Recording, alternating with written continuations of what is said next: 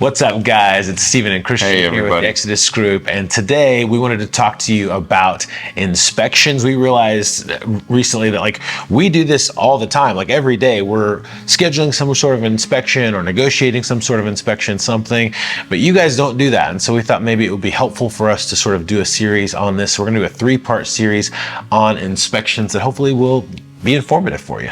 For sure. So this first section, we're going to talk about what part of the process, the home buying process, that inspection falls in. Yeah. And then the second one, we'll talk a little bit about the importance of hiring a good inspector and what type of inspections are out there. And then the third one, we'll talk about the negotiations and what those negotiations look like when we're negotiating out those repairs between a buyer and seller. Yeah, and we're good at that. So yeah, you're in good hands. We're the best.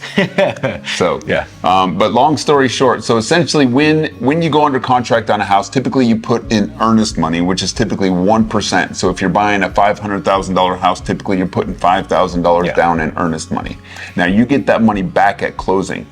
If you don't close, if you get out of the contract, you can get that earnest money back. And typically there's 3 main contingencies where somebody can get out of the contract and get their money back.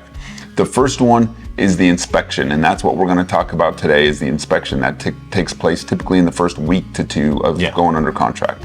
After that is the appraisal, and then the third one is the loan. Obviously, we're going to focus on the inspections. Yeah. And typically, we only want to do about a 7 to 14 day inspection period. The shorter, the better. Yeah.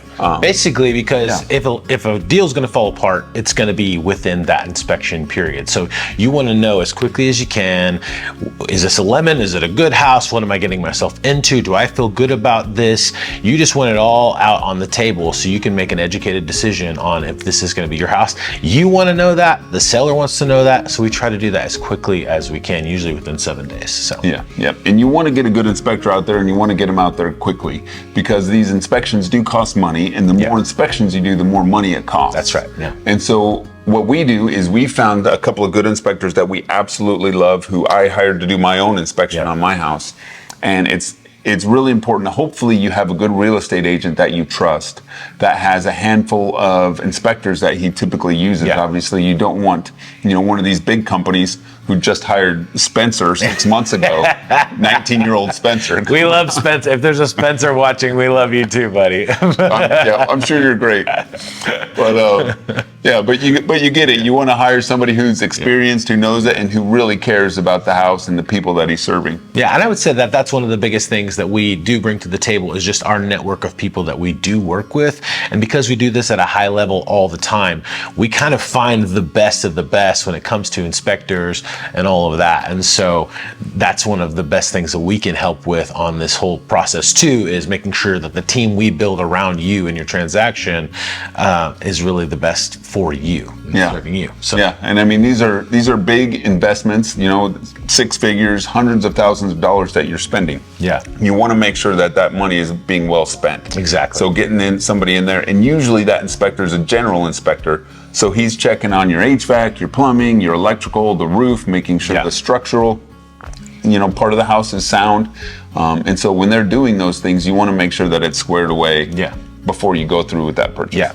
And right now, this isn't 2022, although we are starting to see the market really, really pick up. In 2021, 2022, you were seeing a lot of I'm going to have to pay $100,000 over asking, no inspection, no appraisal, none of that. We're not really in that. And so it's very common and really expected for inspections to happen. And we're almost always, if we can, going to ask for that, because it is your biggest investment, probably your biggest purchase that you're going to make in your life. And so we want you to feel comfortable with what you're getting yourself into, and that it's a blessing to you. Your home should be a blessing to you. So for sure. And so next video we'll talk a little bit more about types of inspections and what that process looks like. Yeah, for sure. Thanks, guys. See you guys next time.